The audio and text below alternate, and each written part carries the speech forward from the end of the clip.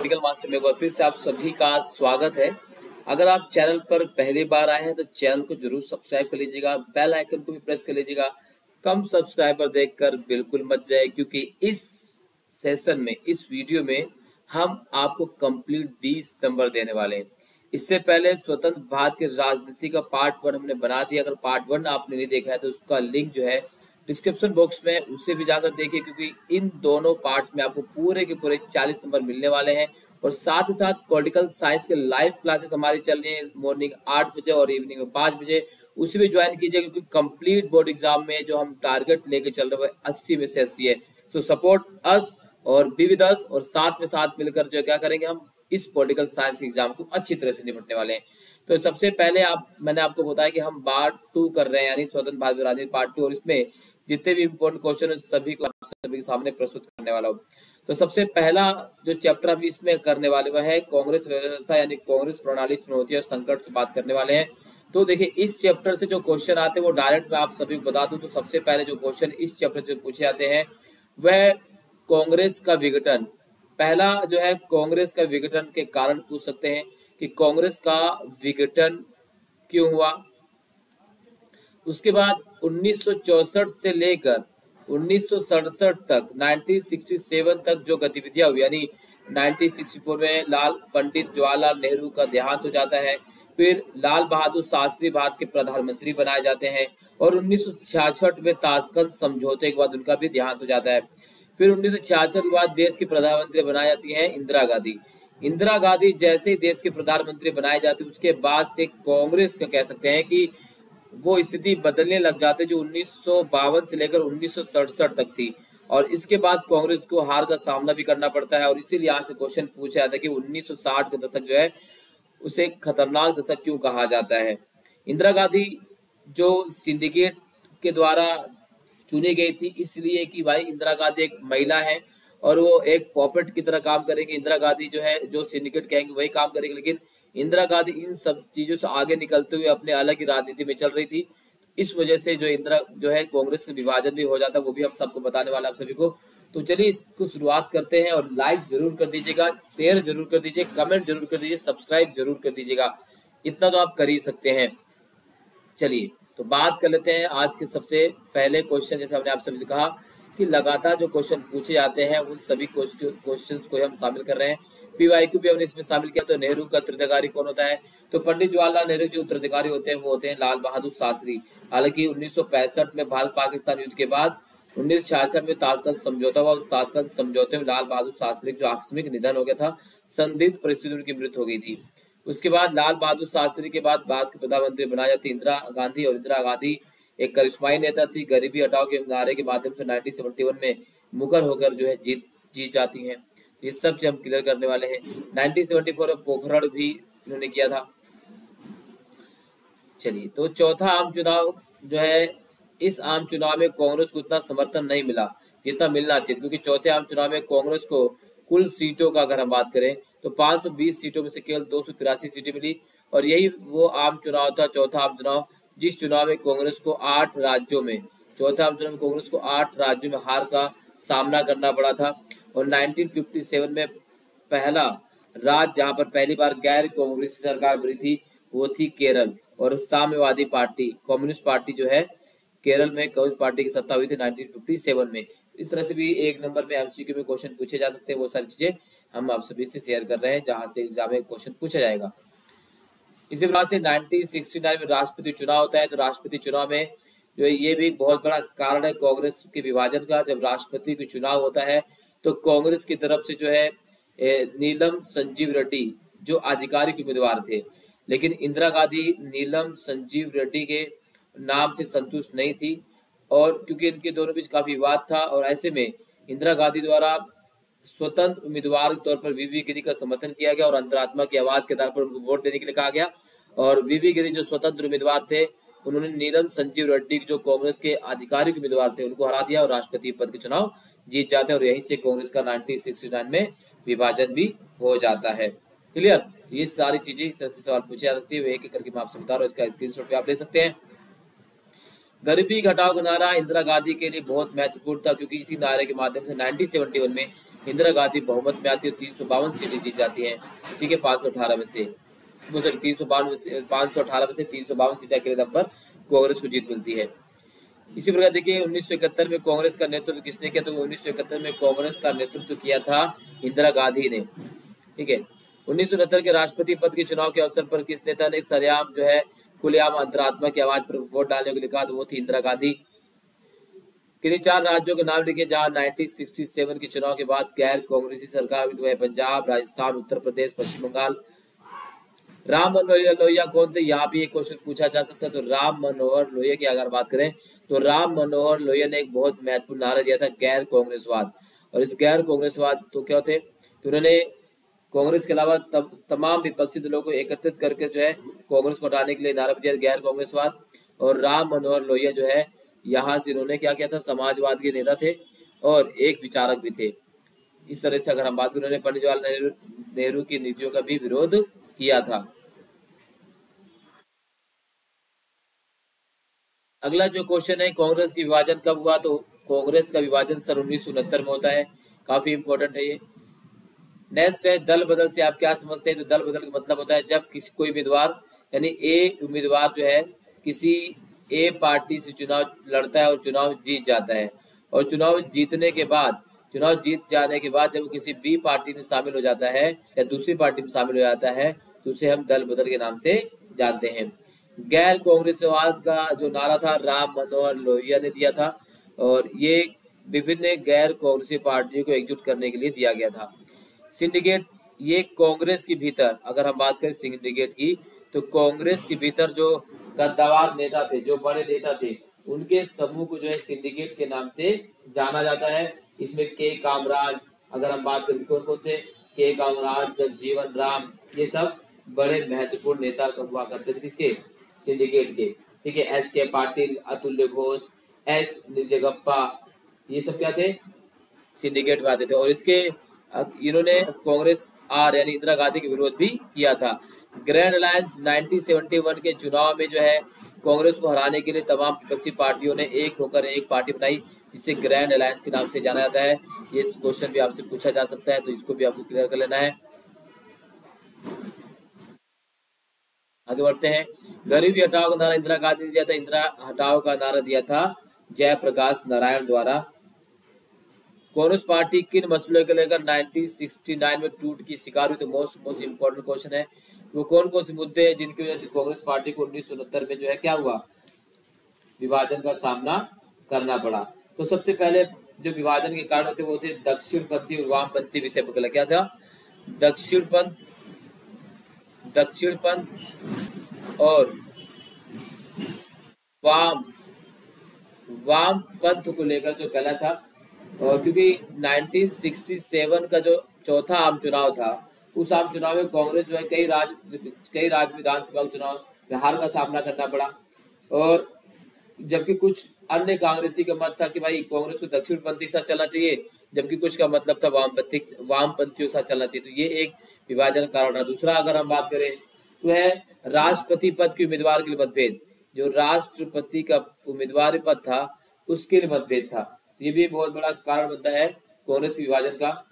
दूसरी अगर हम बात करें तुर्क जो युवा नेता थे, तुर्क युवा नेता और जो सिंडिकेट थे उनके बीच कलह था। कलह किस बात को लेकर था, यहाँ पर कलह था जो है वो था प्रिवी पर्स को समाप्ति को लेकर।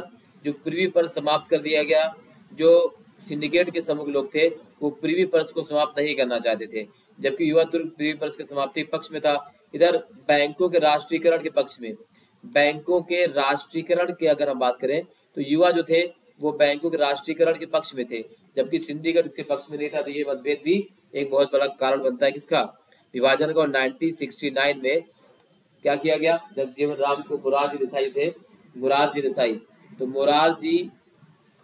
मोरारजी देसाई को से उनसे जो है वित्त विभाग ले लिया गया। ये प्रमुख कारण बनता है 1969 में विभाजन का। और 1969 की अगर हम बात करें, जब 1969 में कांग्रेस जो है दो भागों में बढ़ जाती है। एक तरफ कांग्रेस आर, दूसरी तरफ कांग्रेस ओ।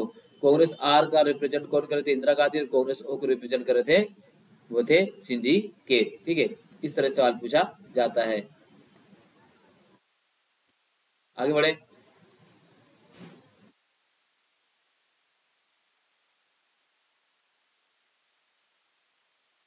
ठीक है, ये सारे क्वेश्चन यहाँ से पूछे जाते हैं। चलिए आगे बढ़ते हैं। अगला है 1971 में लोकसभा के आम चुनाव के पश्चात सत्ता में आए गठबंधन में शामिल दो प्रमुख राजनीतिक दल कौन से थे? तो वो राजनीतिक दल जो सत्ता में थे कांग्रेस और भारतीय साम्यवादी दल, इन दोनों ने मिलकर जो है राजनीतिक पार्टी गठन किया था। इसी प्रकार से क्वेश्चन है कि 1970 कांग्रेस के विभाजन के संदर्भ में सिंडिकेट से क्या अभिप्राय है? तो सिंडिकेट में हमने आपको बता दें, सिंडिकेट कांग्रेस के अनुभवी नेताओं का समूह था जिसमें तमाम प्रकार के बड़े नेता शामिल थे। 1969 में राष्ट्रपति पद के लिए कांग्रेस का अधिकृत उम्मीदवार कौन था? तो वो थे नीलम संजीव रेड्डी, लेकिन इंदिरा गांधी इससे सहमत थे, तो उन्होंने इसके जवाब में वीवी गिरी को चुनाव में खड़ा किया और वो वीवी गिरी जो है जीत जाते हैं। लोकसभा का पांचवा आम चुनाव 1971 में करवाया गया। कांग्रेस आर और कांग्रेस ओ से आप क्या समझते हैं? ये क्वेश्चन भी आ सकता है। 1971 के चुनाव में श्रीमती इंदिरा गांधी जीत की महत्वपूर्ण कारण, अगर जीत के कारणों की बात करें, क्योंकि 1971 में इंदिरा गांधी के चुनाव बहुत महत्वपूर्ण रूप से जीत हुई थी और उसके जो सबसे बड़ा कारण अगर हम बात करें, जो सबसे बड़ा कारण था इंदिरा गांधी जीत में, वो कारण माना जाता है गरीबी हटाओ के नारे का। किसका?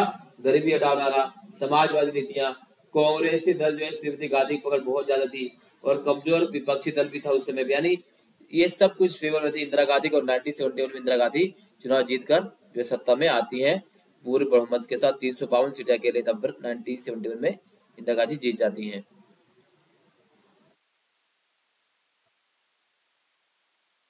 अगला, श्री लाल बहादुर शास्त्री के निधन के पश्चात कांग्रेस पार्टी के किन दो नेताओं के बीच कांग्रेस संसदीय दल नेता बनने के लिए चुनाव हुआ था?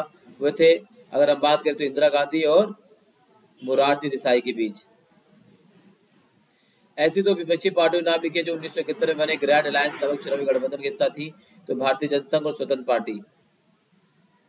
आरंभिक वर्षों में कांग्रेस के चुनाव चिन्ह निशान क्या था? तो आरंभिक वर्षों में कांग्रेस के चुनाव था दो बैलों की जोड़ी।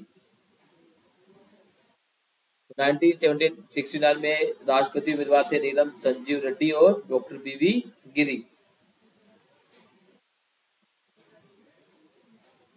1967 के चुनाव में कांग्रेस को केंद्र और राज्य स्तर पर हुई गहरी हानि को ही चुनाव विश्लेषकों ने कांग्रेस के लिए इसे राजनीतिक भूकंप की संज्ञा भी दी थी और इसे राजनीतिक भूकंप के माना भी गया था।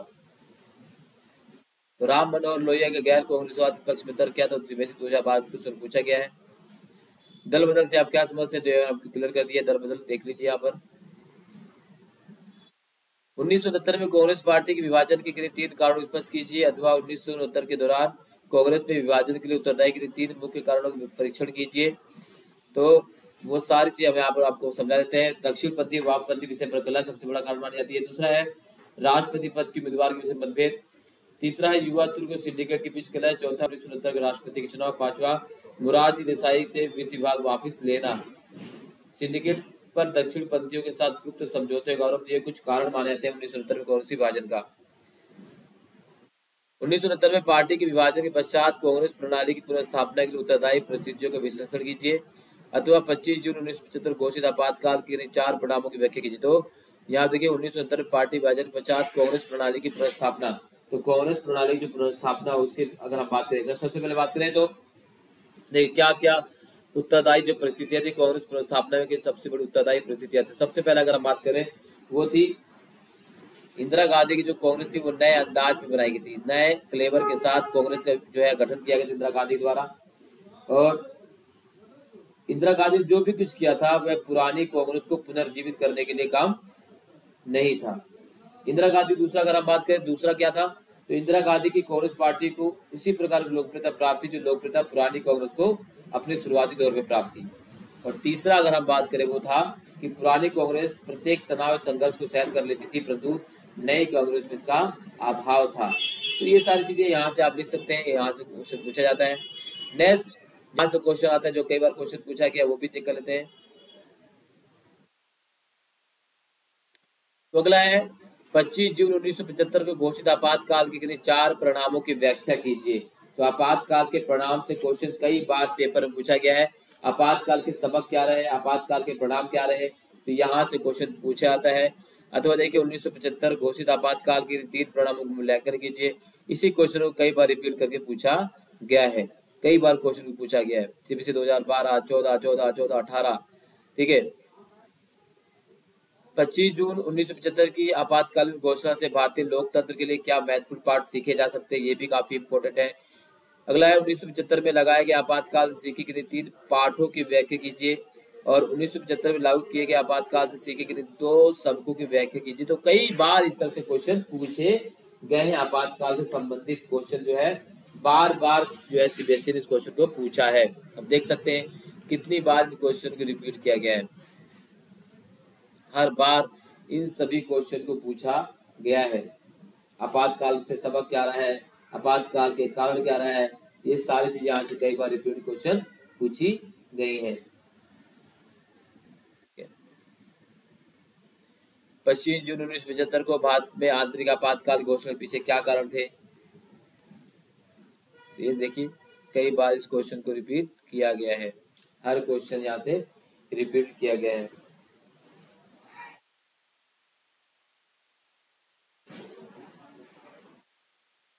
देख सकते हैं ना, ये कितनी बार इस क्वेश्चन को रिपीट किया गया है, तो यहाँ से क्वेश्चन जरूर पूछा जाएगा पेपर में, राइट।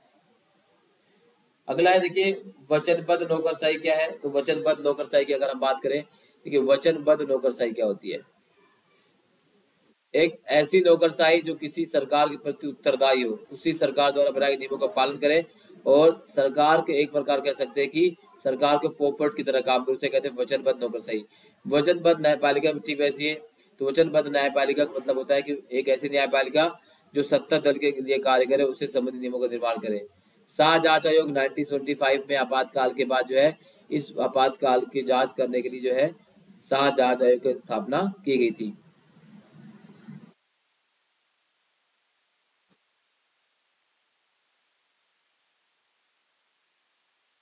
भारत में किस दशक को स्वतंत्रता की मांग के दशक के रूप में देखा जा सकता है, तो वह 1970 के दशक को, 1970-1980 दशक को आप कह सकते हैं। द्रविड़ आंदोलन की बागडोर किसके हाथ में थी, तो द्रविड़ आंदोलन की जो बागडोर थी वो किसके, तो वो थी द्रविड़ आंदोलन की बागडोर तमिल समाज सुधारक ईवी रामास्वामी नायकार पेरियार के हाथों में थी द्रविड़ आंदोलन की बागडोर।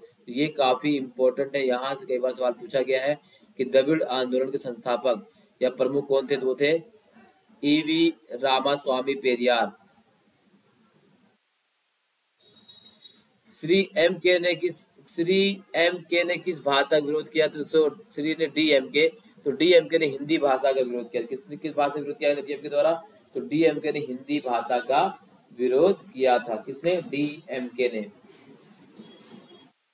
कौन सा राष्ट्रीय दल अनुच्छेद 370 को समाप्त करने पक्ष में था, तो वह भारतीय जनता पार्टी। अनुच्छेद 370 किस राज्य को अन्य राज्यों के मुकाबले में अधिक स्वायत्तता देता है, तो अनुच्छेद 370 जम्मू कश्मीर को जो है अन्य स्वायत्तता देता था, इसे हालांकि 2019 में समाप्त कर दिया गया। नेशनल कॉन्फ्रेंस के किस नेता ने प्रधानमंत्री इंदिरा गांधी के साथ समझौता किया था, वो शेख अब्दुल्ला ने 1974 में इंदिरा गांधी से समझौता किया था। जम्मू कश्मीर के उग्रवादियों की सहायता कौन सा देश कर रहा है, तो वह है पाकिस्तान, भौतिक और सैन्य सहायता दे रहा है। अगला क्वेश्चन है आनंदपुर शाही प्रस्ताव का पास किया गया और उसका संबंध किसके साथ है, तो आनंदपुर शाही प्रस्ताव 1973 पास किया गया और उसका संबंध जो है राज्यों की स्वायत्तता से है। प्रधानमंत्री इंदिरा गांधी की हत्या कभी, तो 31 अक्टूबर 1984 को उन्हीं के अंग्रेजों ने हत्या कर दी ऑपरेशन ब्लू स्टार के बाद। सिक्किम विधानसभा के लिए पहला लोकतांत्रिक चुनाव कब हुआ और किस राजनीतिक दल को भारी विजय मिली, तो पहला लोकतांत्रिक चुनाव 1974 में हुआ और सिक्किम कांग्रेस को भारी विजय मिली थी। ऑपरेशन ब्लू स्टार क्या था, इससे सिख समुदाय की भावनाओं की क्यों ठेस पहुंची, और ऑपरेशन ब्लू स्टार क्यों चलाया गया, तो 5 जून 1984 को अमृतसर में स्थित स्वर्ण मंदिर में सैनिक कार्रवाई की गई जिसे ऑपरेशन ब्लू स्टार के नाम से जाना जाता है। और इस ऑपरेशन से सिख समुदाय को इसलिए ठेस पहुंची क्योंकि स्वर्ण मंदिर सिखों का सबसे बड़ा धार्मिक स्थान है। मिजो अलगाववादी आंदोलन को जन समर्थन की ओर कैसे प्राप्त हुआ, तो मिजो पर्वतीय क्षेत्र को स्वतंत्रता के बाद असम के अंतर्गत एक स्वायत्त जिला बना दिया गया, परंतु कुछ मिजो लोगों को यह पसंद नहीं आया और उनका मानना था कि वे कभी भी ब्रिटिश इंडिया के अंग नहीं थे, इसलिए भारत संघ से उनको कोई संबंध नहीं है। 1959 में मिजो इलाके में अकाल पड़ा जिस दूर करने में असम सरकार विफल रहती है और जिसके कारण अलगाववादी आंदोलन को समर्थन मिलना शुरू हो गया और लाल डेंगा के नेतृत्व में मिजो नेशनल फ्रंट बनाया गया। ये क्वेश्चन जो है इस तरह से पूछा जाएगा आप सभी से पेपर में, तो इसको भी आपको कवर करके चलना ही है। सीबीएसई 2016 में क्वेश्चन पूछा गया था। इसी प्रकार से द्रविड़ आंदोलन की किन्हीं दो विशेषताओं को उजागर कीजिए। तो पहली विशेषता है कि द्रविड़ आंदोलन भारत के क्षेत्रीय आंदोलन में सबसे ताकतवर आंदोलन था और भारतीय राजनीति में यह आंदोलन क्षेत्रवादी भावनाओं की सर्वप्रथम और सबसे प्रबल अभिव्यक्ति भी था।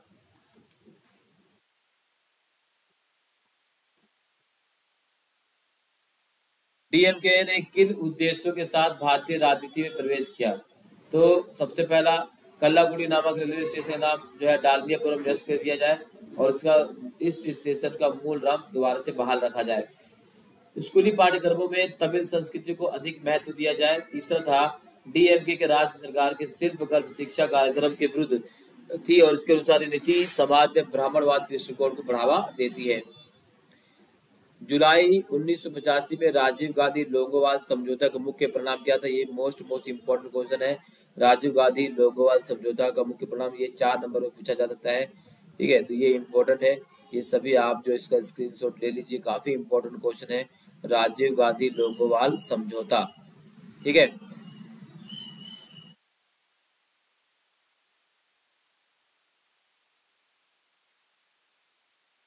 अगला है, अनंतपुर साहिब प्रस्ताव की विवादास्पद होने के क्या कारण थे? तो विवादास्पद होने के जो कारण थे यहाँ पर दिया गया, आप देख सकते हैं। 1973 में आनंदपुर साहिब प्रस्ताव के विवादास्पद होने के कारण, ये सारे पॉइंट आप देख सकते हैं, इसको नोट डाउन कर लीजिए, स्क्रीनशॉट भी ले सकते हैं आप सभी लोग।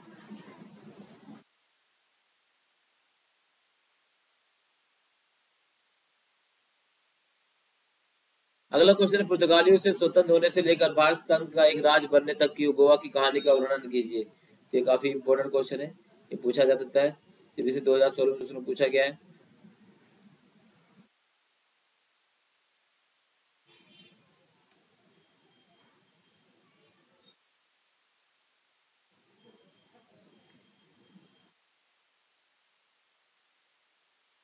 अगला क्षेत्रीय आकांक्षाएं और उनकी पूर्ति लोकतांत्रिक राजनीति का एक अभिन्न अंग है और इस विचार से मिलने वाली 3 शिक्षाओं का वर्णन कीजिए। तो पहला है, क्षेत्रीय आकांक्षाएं लोकतांत्रिक राजनीति का अभिन्न अंग है, क्योंकि भारत एक बड़ा लोकतांत्रिक देश है और यहाँ विभिन्नताएं भी हैं, बड़े स्तर पर है, और भारत को क्षेत्रीय आकांक्षाओं से निपटने की तैयारी निरंतर रखनी चाहिए। दूसरा है, क्षेत्रीय आकांक्षाओं को दबाने की जगह उनके साथ लोकतांत्रिक बातचीत तरीका अपनाना जाना अच्छा होता है। और तीसरा है, विभिन्न क्षेत्रीय दलों एवं समूहों को केंद्रीय सत्ता में हिस्सेदार बनाना आवश्यक है और किसी देश या क्षेत्र को केवल स्वायत्तता देने से ही समस्या का हल नहीं हो सकता। प्रदेश या क्षेत्र से मिलकर ही देश बनता है और इस प्रदेश या क्षेत्र की भागीदारों में भी केंद्रीय स्तर पर होनी चाहिए। तो ये क्वेश्चन काफी इंपॉर्टेंट है, पूछा जा सकता है। अगला है, मोस्ट इम्पोर्टेंट वह असम आंदोलन सांस्कृतिक गौरव और आर्थिक पिछड़ेपन की मिलीजुली अभिव्यक्ति था, इस कथन का औचित्य निर्धारण कीजिए। अथवा है कि असम आंदोलन सांस्कृतिक गौरव और आर्थिक पिछड़ेपन की मिलीजुली अभिव्यक्ति था, क्या आप इस कथन सहमत हैं? इस तरह से क्वेश्चन आपको लिखना है, काफी इंपॉर्टेंट क्वेश्चन यहाँ पर दिया गया है। सभी क्वेश्चन जो यहाँ पर दिए गए सभी इंपॉर्टेंट, हमने उन्हीं क्वेश्चन को शामिल किया है जो इम्पोर्टेंट है और जहाँ सवाल पूछे जाएंगे। ठीक है, तो आप सभी इसका स्क्रीनशॉट ले सकते हैं, वीडियो पोस्ट करके नोट डाउन भी कर सकते हैं। ये कंप्लीट क्वेश्चन हमने यहाँ पे समाहित किया हुआ है। क्लियर? चलिए, अब हम बात करने वाले एक और चैप्टर की, जिसको इस वीडियो में शामिल नहीं करेंगे, फिर भी मैं आपको बता दूं कि इस चैप्टर से कौन कौन से क्वेश्चन आपके पेपर में आने वाले हैं डायरेक्ट। तो अगला लास्ट चैप्टर वो है आपका भारतीय राजनीति में नवीन विकास। भारतीय राजनीति में नया विकास जो है, राजनीति में नवीन विकास लास्ट चैप्टर जो आपका है, इसमें से जो क्वेश्चन पूछे जाते हैं वो है 1980 के दशक में जो परिवर्तन आया था, 1980 और 1990 दशक में, उससे महत्वपूर्ण क्वेश्चन पूछे जाते हैं।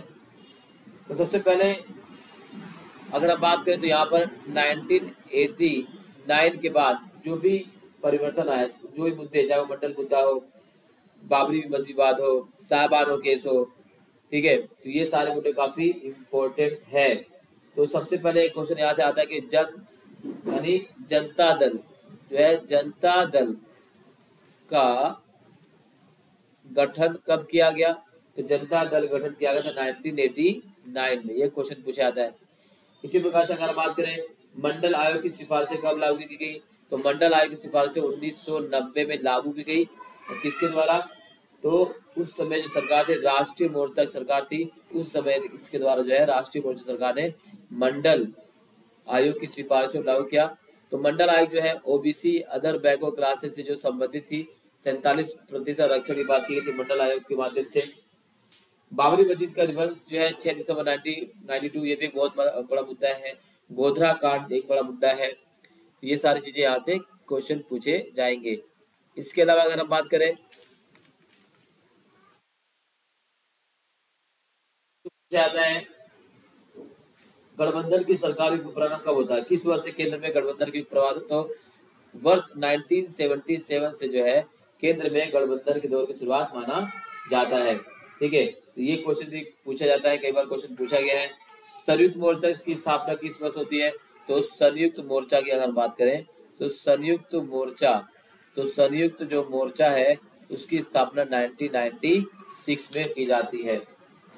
इसी प्रकार से अगर हम बात करें कि 1990 के दशक में सहभागी उम्र के 4 कारण लिखिए, तो कौन कौन से कारण जो सहभागी उम्र, पहला लोगों की सहभागिता वृद्धि होती है, तो 1990 दशक में जो है लोगों की सहभागिता वृद्धि होती है। विभिन्न दलों की सत्ता विभागदारी होती है। क्षेत्रीय दलों का बढ़ता प्रभाव इसमें देखा जाता है। दलित और पिछड़े वर्गों को भरना भी इसमें देखा गया है। ठीक है, तो ये सारी चीजें क्वेश्चन पूछ जाती हैं। इसके अलावा आपसे क्वेश्चन पूछा जाएगा कि भाई 1989 में 1989 में 4 प्रमुख घटनाएं कौन कौन सी है, तो सबसे पहले मंडल मुद्दा को लागू किया गया। दूसरा है अगर हम बात करें सरकार की आर्थिक नीतियां, 1991 में जो है हमने एलपीजी को लागू किया। फिर बाबरी मस्जिद विवाद, उसके बाद अगर हम बात करें सो वह गठबंधन के दौर की राजनीति जो 1989 के चुनाव में हमें सामने देखने को मिलती है। ठीक है, तो ये इस चैप्टर से पूछा जाता है क्वेश्चन। इसके अलावा अगर हम बात करें तो जो इस चैप्टर से क्वेश्चन पूछा जाता है वह है कि भाई भारतीय राजनीति में कौन कौन से बदलाव किए गए। भारतीय राजनीति में अगर बदलाव की बात करें तो चूंकि 2014 के बाद से बहुत सारे बदलाव किए गए हैं। 2014 में अगर हम बात करें तो नए राजनीतिक दलों के उदय के माध्यम से एनडीए जो सत्ता में आती है और उन्हें बेटी बचाओ बेटी पढ़ाओ जनधन योजना, ठीक है, इसके अलावा अगर हम बात करें सो खुशहाली योजना, ग्राम किसान योजना, PMAKY, ऐसी बहुत सारी योजनाओं के माध्यम से मेक इन इंडिया कार्यक्रम चलाया गया। तो ये सारे कार्यक्रम क्या है सरकार जो चलाई गई जिससे राजनीति पूरी तरह से बदलती दिखाई देती है। तो ये क्वेश्चन जो है इस चैप्टर से जो है पूछे जा सकते हैं। और हमने इस वीडियो में जितने भी इम्पोर्टेंट क्वेश्चन थे जो रिपीटेड है जो CBSE में पूछे जाएंगे और जो पिछले साल पूछे गए उन सभी को समाहित किया है। आई होप वीडियो आपको पसंद है, अगर पसंद है तो लाइक कीजिए, शेयर कीजिए, कमेंट कीजिए और 5 बजे लाइव जरूर पसंद कीजिएगा। बहुत बहुत धन्यवाद। जय हिंद। इस वीडियो को यहीं पर समाप्त करते हैं।